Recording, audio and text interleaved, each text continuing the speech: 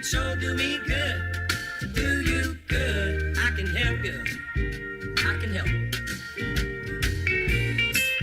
Hey guys, welcome back to CouldHelp. It's been a minute. And the Laughing Matters, also kind of been a minute. Thanks to T for going, hey, you make another video. It's like, I've been so focused in on the podcast, man. I haven't done a video.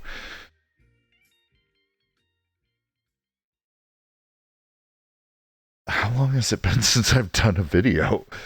Oh no. Wait a second. Oh God. I'm hoping for under a year. And I'm not counting Martin and my playthrough of AI Dungeon. Let's see here. I'm not even in my top searches anymore. Oh no. 7 months ago. Apologies. Anywho, had a bunch of stuff I wanted to share with you guys and figured let's just get right into it. And one of the things I think we're going to cover today is going to be customer service. Now, I don't know if you work a job like I do. Actually, I don't know if you work a job, but if you work a job and you deal with customers, this could help. This is Will's Guide to Customer Service. Now, one of the... Oh, wow. Okay, let's jump... Sorry, I had like 6 pieces of advice run through my head at the same time. Let's start with a little story about something that happened at a photo lab that I was working at. I had this woman come in. We were 2 or 3 minutes before closing, and I'd already shut down the printers. I'd already everything was shut down. Like, we were going through our closing checklist, and she had an important event tomorrow that she needed to get these wedding photos printed for.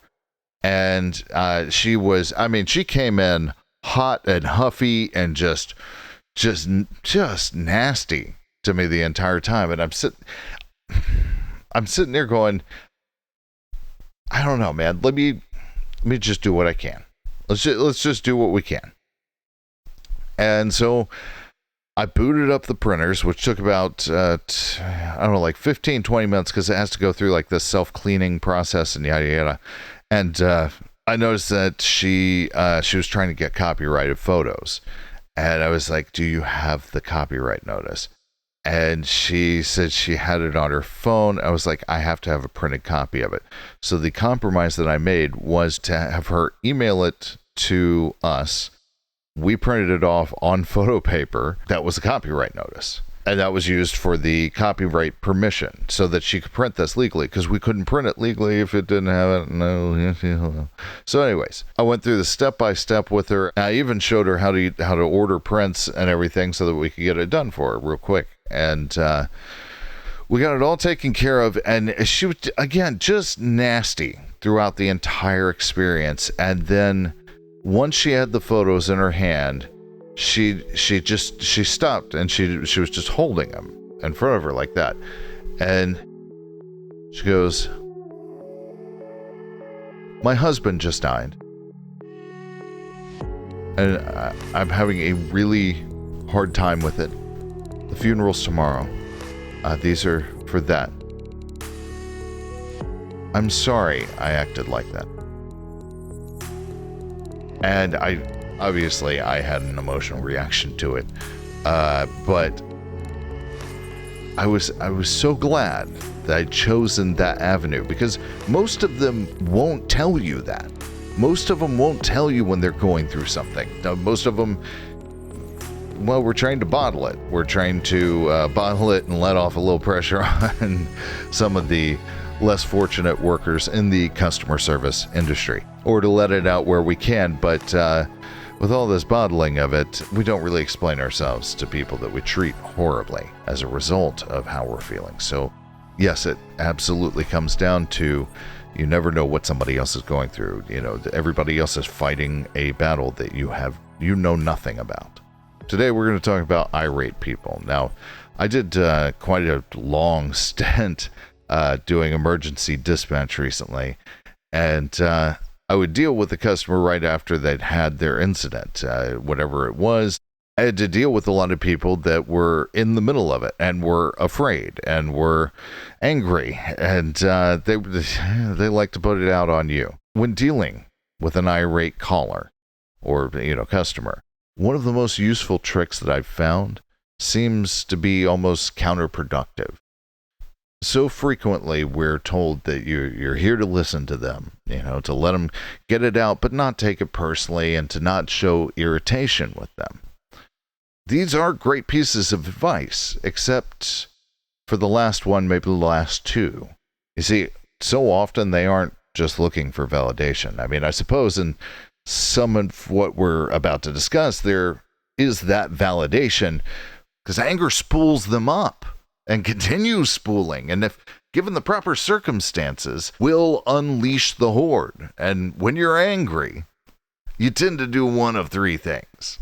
You damp it down until you can deal with it later, you keep ramping it up until you explode, or you manage to redirect it at somebody else or something else. And 99.9% of cases, that irate caller or customer is not irate with you coming in. They're irate with their situation. They're deflecting it onto you because you are tangible. You can be yelled at and you can be made to feel for them. If it bleeds, we can kill it. You can be made to react to their situation, whereas their situation, not so much. It's actually kind of counterproductive. So it can't validate their anger through their anger getting to the situation and causing it discomfort. So it falls upon you as the vessel for this situation. And I say, if you truly want to bring somebody back down from that, it becomes so much easier if you give them a bit of what they want. I'm not saying that you should tell them to shut up or call them this or that. I'm saying that let a little bit of that agitation creep into your smile or into the edges of your voice, and take pauses before speaking and allow them to see that they are putting you in this unpleasant situation and that you are not having a good time at all with it. But keep it there. Don't escalate from there. Do what you can to keep them at that point where they're speaking down to you, but not where they're abusing you. If they move to abusiveness, simply go silent and unresponsive. We want them to be allowed to get a little victory for their anger, but not at an extreme expense. And please, believe me, I get the concept, the whole aversion to this on the grounds of not wanting to reinforce this behavior in them and teaching them further that they can get what they want by acting like this.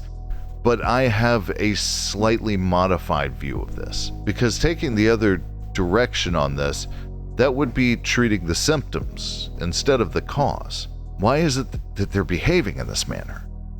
Most likely, they are in some kind of emotional turmoil as a result of whatever their current problem may be. Or maybe it's a lack of love in their life, or having been betrayed or treated poorly in their life.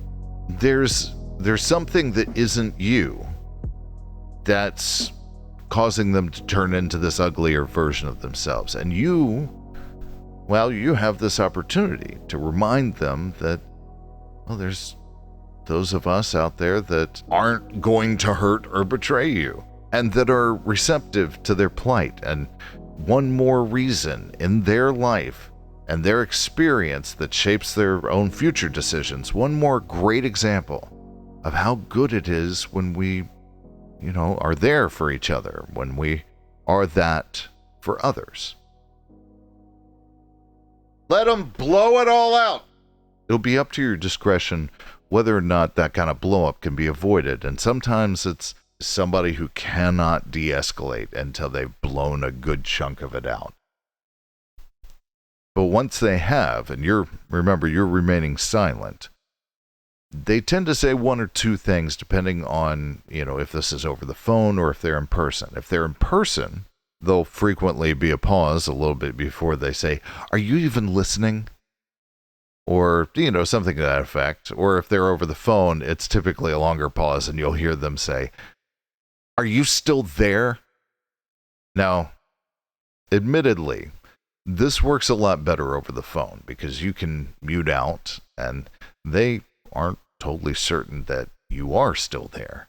I tend to give them a good 2 to 3 seconds before answering, which is just long enough for them to pontificate on the situation if I had abandoned them, or examine on why it is that someone would hang up on them, and maybe are they acting just anyways. So then I take a audible breath. I say these magic words in this order too. "I am still here, but I need you to understand that I am going to do everything in my power to help you. That is my entire purpose on this call. But I cannot do that if it is you versus me. It has to be you and me versus the problem. Okay?" Now, throughout that statement, my voice is de-escalating, but still firm and confident. At the end, with the okay, okay, it's gentle. Now, while I have never actually had this fail to work, I do need to warn you that it is extremely unlikely that you will get them to respond with, "Okay." The most common answer I get is, "Well, what do you need?" Oh, and you're gonna hear some venom, and they're gonna put some stank on it. But from that point forward, every single customer I've used this with has stopped being abusive and stopped directing their anger towards me, and that makes all the difference. They are more of a reluctant ally, I guess, but if you're kind to them and you genuinely do what you can to help them from there, by the end, while they may still have agitations with this situation, you can't always fix that, and you can't always fix their problem, but you are now the person that tried to help them. And as a bonus, whichever company you represent in that interaction gets points for being, trying to help too. Typically, after I give this phrase, I do the absolute shortest recap that I can. But I always find a way to work in the standout worst parts of their plight. It's something like, "Now, you've been in an accident. Your front wheel came off. You can't move the vehicle under its own power. You're relatively safe place out of traffic, but the vehicle is not. And you need this all done very quickly as soon as possible because you have to pick up your daughter from school. Okay, so from here, I'm only going to ask you the absolute essentials that I have to have in order to get this done for you. So let's try to keep the answers short form as well to keep this moving as quick as we can get it going, get you out of the situation. That's a win for both of us, yeah? Ooh, that yeah at the end. Oof. Almost universally, you get a yeah. And then I move straight to the next question that I need. Oh, and here's another little bonus for you. So I tend to close my calls with a very specific phrasing that I passed off to a few people that I really like. I do the branding for whatever it is. "Thank you for calling so-and-so," but I kind of rush through that. I slow down for the more important of the three statements. Now, I'm going to ask you to listen very carefully to the way that I space it out, because there's this very deliberate purpose to the way it's spaced out. All right, there we go. Well, hey, I just wanted to say thank you so much for giving us a call at blank today and letting us know that was happening. And let's just hope the rest of your week goes a bit smoother from here. It sounds like it's been rough. I really love this closer because it pushes aside the corporate perception of the call.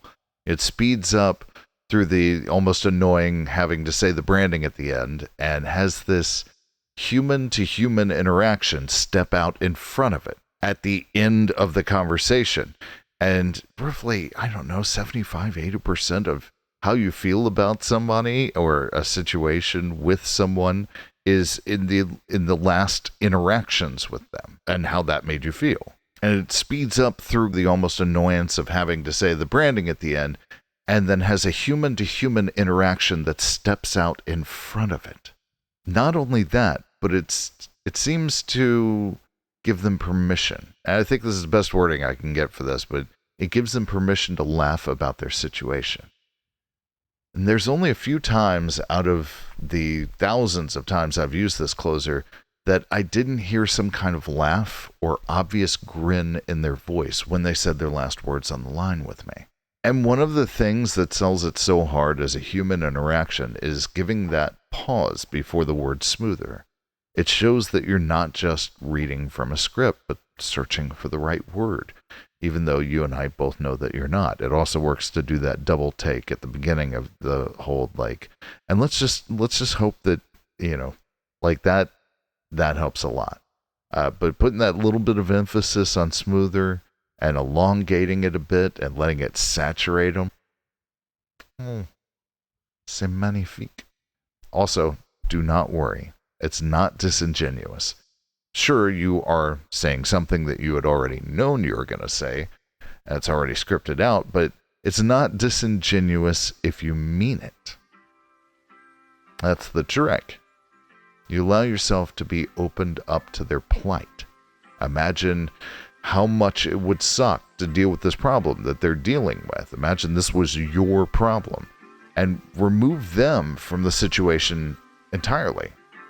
One of the biggest issues people have with empathy, and this is true, is how the person that you're supposed to have empathy for is reacting and behaving in the situation.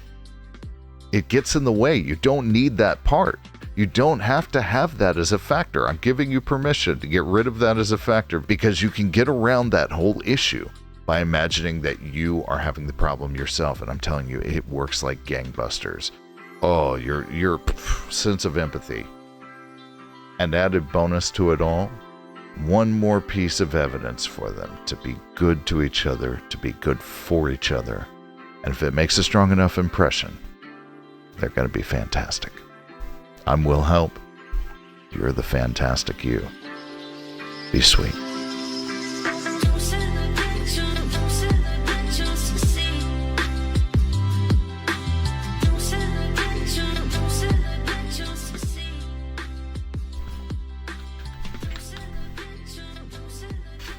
No, that's not signaling anything, Bandit. Bandit's like, oh, you're taking off your work headset. もう死んでいる。何